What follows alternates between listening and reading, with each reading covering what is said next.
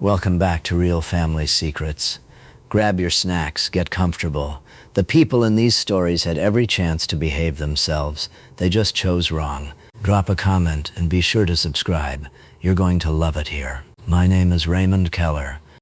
3 weeks after I discovered my wife had been moving money out of our marriage, her business partner sent me one message at 5:12 in the morning. I need to meet you alone. I have proof. Don't tell her. Celia and I had been married 15 years. I worked as a commercial appraiser, and she ran a small interior design company with a business partner named Owen Voss. From the outside, our life was ordinary in the way I had always considered lucky. We had a home in the suburbs, a daughter in college, a son finishing high school, and a kitchen where Celia and I had spent years talking over coffee before work. The first change was so small I almost felt foolish noticing it. Celia stopped leaving paperwork on the kitchen counter. For years, she had been careless with documents, client invoices, paint samples, tax notices, handwritten notes from Owen, everything used to spread across our house in uneven little piles. Then, about 9 months ago, every folder disappeared into a locked cabinet in her home office. I asked her about it once. She smiled, kissed my cheek, and said she had finally become more professional. I accepted that explanation because I trusted her. Trust makes ordinary changes look like harmless habits until enough of them gather into a pattern. The pattern became harder to ignore when a tax form arrived at our house with a company name I had never seen before, Northgate Furnishings, LLC. I assumed it was one of Celia's vendors, but when I asked, she told me it belonged to a client and had been mailed to our address by mistake. That answer should have ended it. Instead, it stayed with me. A week later, I checked the state business registry. Northgate Furnishings LLC had been registered 11 months earlier. Its manager was Owen Voss. Its registered agent was Celia Keller. I sat at my desk staring at the screen for a long time. My wife and her business partner had created a company together and never mentioned it to me. That alone wasn't proof of betrayal. People can own businesses without discussing every document at home. But then I found the bank account. Celia and I had always shared access to our household finances. I didn't open anything private, and I didn't go looking through accounts that did not belong to me. But I did review the joint account, the same account we used for mortgage payments, tuition, insurance, and family expenses. Over 11 months, there were 17 transfers labeled Design Operating Expense. The total was just over $96,000. Money had been leaving our joint account and entering Northgate Furnishings LLC, the company run by my wife and Owen. I wanted to ask her immediately. I wanted to put the records on the kitchen table and demand a simple explanation. Instead, I called a family law attorney. Her name was Helena Ward. She reviewed the records quietly, then folded her hands. "Raymond, don't accuse anyone yet," she said. "There may be an explanation. But before you reveal what you know, you need to document what you're legally entitled to document and understand where the money actually went. Do you think it's an affair?" "I think it may be financial deception," Helena said. "The rest will reveal itself if we're patient." Helena referred me to a forensic accountant named Mira Patel. Mira didn't begin with suspicions. She began with records.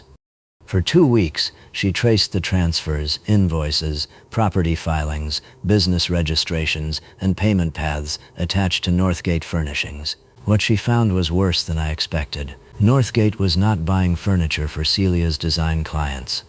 It was making payments on a downtown condominium purchased 6 months earlier. The condo was titled in Owen Voss's name, but the mortgage payments, renovations, furnishings, and utilities were all funded through Northgate. And Northgate was being funded by money transferred from my marriage. There were photographs too. Not intimate photographs, not at first, just public social media images that Mira had located through ordinary searches. Owen had posted pictures from the condo's rooftop lounge. In a reflection of a glass door behind him, Celia appeared in one image, holding a wine glass, wearing a dress I had bought her for our 15th anniversary dinner. I remember looking at that reflection longer than I looked at the financial records. Numbers have a way of staying abstract until you see the human reason behind them. That dress had been blue. She told me she loved it because it made her feel seen. Apparently she wore it somewhere else to be seen by someone else. Helena began preparing a legal filing to protect the marital assets while Mira continued tracing the money. We had not yet filed anything when Owen sent that message. "I need to meet you alone. I have proof, don't tell her." I read it 3 times, then I called Helena. "He wants to meet me," I said, "alone." "Then you choose the place," she said. "Public, visible, and quiet. Morning is better. Don't threaten him. Don't promise him protection.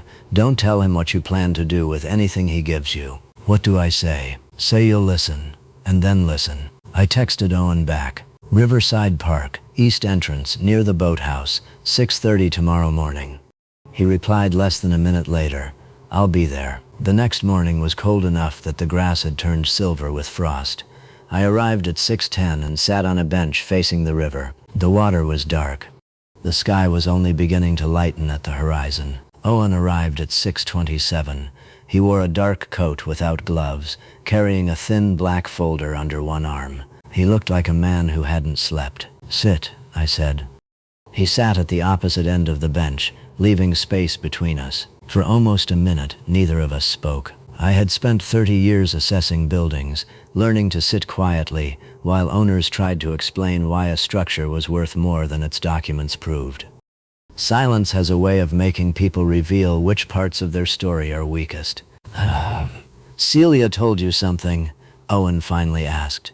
"No." "Then how did you asked to meet. You tell me." Owen looked down at the folder in his lap.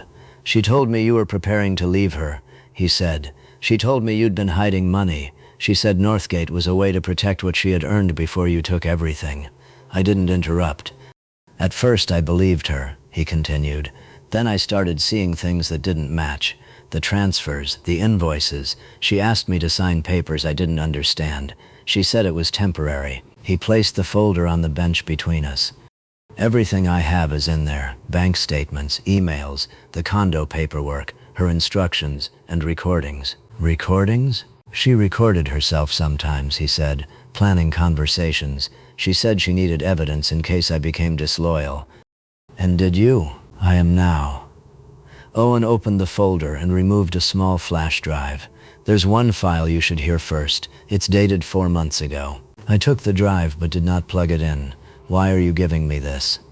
Owen looked at the river. "Because I hired a criminal attorney yesterday," he said, "and he told me that if she forged your consent on the refinance papers, and I knew the money came from your joint account, I could be exposed too." There it was.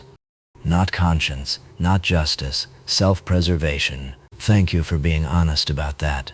Owen looked at me. "I'm not promising you anything," I said. "I'm not telling you what my attorney will do. I'm accepting what you brought me." He nodded slowly. "That's fair." I put the flash drive in my coat pocket and stood. "You should get your own attorney," I told him, "and you should stop signing anything." "I already have." I left him there on the bench, facing the river, holding nothing. Helena and Mira reviewed Owen's materials that afternoon. The evidence showed that Celia had forged my electronic consent on a refinancing document connected to our home equity line. She used the funds to make the condo payments, move money through Northgate, and build a financial exit that I was supposed to discover only after it had become impossible to unwind. The recordings were worse. In one, Celia's voice was calm, almost cheerful. "Once Ray realizes the money is already tied up in Northgate, he'll have to negotiate. He doesn't like conflict. He'll want everything finished quickly." I listened to that sentence twice. Then Owen's voice came through the recording. "What if he checks?" Celia laughed softly. "He won't. He trusts me." 15 years of marriage, reduced to one sentence. "He trusts me." Helena filed for divorce the following morning and sought immediate orders to preserve the assets while the financial records were reviewed. Celia was served at her design studio. I did not arrange for an audience. I did not need one. She called me 40 minutes later. "Raymond, what have you done?" "I protected myself." "You hired someone to spy on me?" "I hired professionals to read the records you didn't think I would read." For several seconds she said nothing. "Owen contacted you." "Yes. He promised me." "He didn't promise you anything, and neither did I." "I didn't want to hurt you," she said. "Then you should not have built a second life out of money you took from the first one." I ended the call. The divorce took nearly a year, because the financial records were complicated. But the documents, messages, and recordings made the central facts impossible to deny. The condo was sold. The proceeds were held and distributed under the settlement, and Northgate Furnishings was dissolved. Owen cooperated through his own counsel. I never learned whether his cooperation came from fear, regret, or both. My son graduated high school last spring. My daughter comes home from college more often now. We have dinner at the same kitchen table, though I replaced the old chairs and painted the walls. Not because I needed to erase every memory, but because I wanted the room to belong to the life we have now. Sometimes I think about that morning at the river. Owen arrived hoping to buy himself an exit. Instead, he handed me the truth. And truth, I learned, is not always kind, but it is always better than being loved by someone who mistakes your trust for an opportunity. If this story moved you, subscribe for more real family stories, and tell us in the comments, would you have met Owen alone, or asked your attorney to handle everything?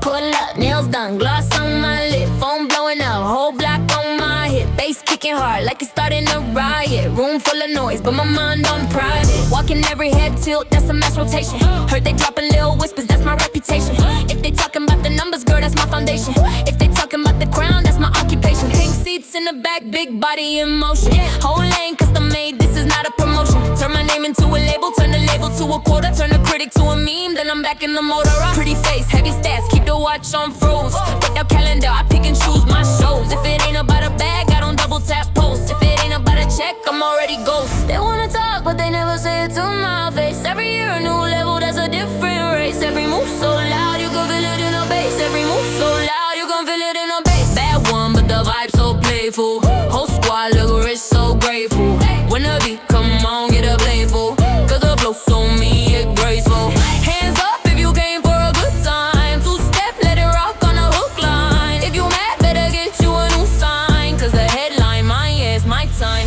new nails, new hair, that's a light day, paid up, I don't ever check the flight pay, booked twice, did a show on a side day, big talk, but they quiet on my mic day, I don't argue, I just upgrade the jewelry, turn a rumor to a lyric, that's a summary, if they copying the style, that's a custody, got them studying the walk like it's custody, pink print on the deal, that's a signature, whole script in my hand like a literature, keep a verse in the stash for the temperature, if they think they got next, that's a miniature, turn it up, let the bass drum lead, let the beat run wild, while the fans off feed, if they said I fell off, that's a bad low read, every drop go crazy, that's a guarantee, make a move, then I watch how they trace that, drop a line, and I watch how they paste that, any spot that I touch, they replace that, cause the name on the top, they can't erase that,